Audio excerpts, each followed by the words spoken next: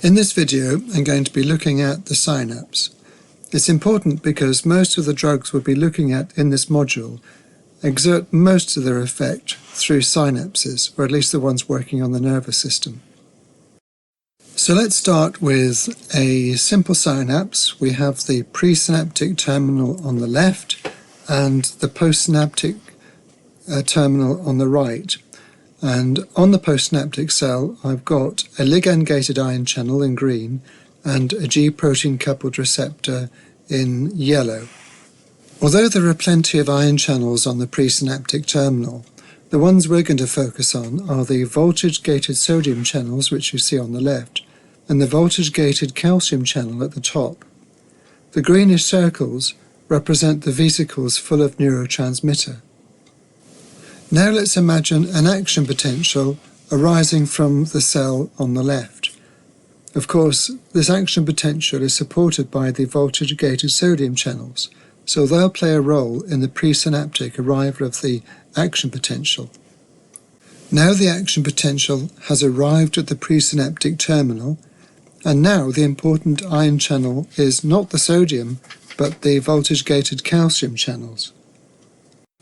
The action potential causes these voltage-gated calcium channels to open, and that causes an influx of calcium. The presynaptic events triggered by the influx of calcium are quite complex, but what matters for us is that it causes the vesicles to migrate to the membrane, and then the vesicles fuse with the membrane, releasing their contents, which of course is neurotransmitter, into the synaptic cleft.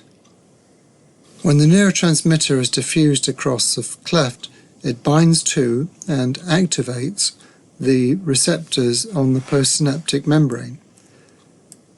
In this case, we have a ligand-gated ion channel and a G-protein coupled receptor, and activating the ligand-gated ion channel causes an immediate electrical response, and here I've imagined it causing a depolarization, which would lead presumably to an excitation of the cell. Equally possibly it could have been an inhibitory receptor which would result in a hyperpolarization. In the case of the G-protein coupled receptor, I've imagined it activating adenyl cyclase, causing a rise in cyclic AMP and all the consequent signaling cascade.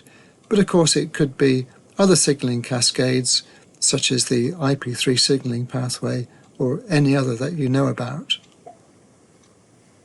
In addition to activating postsynaptic receptors, the neurotransmitter can also activate presynaptic receptors, that is, receptors located on the presynaptic membrane. These are called autoreceptors. They're just like any other kind of receptor. They're just like the postsynaptic receptors, the ligand-gated ion channels, or the TK receptors, or the G-protein coupled receptors. The only difference is that they're located on the presynaptic membrane.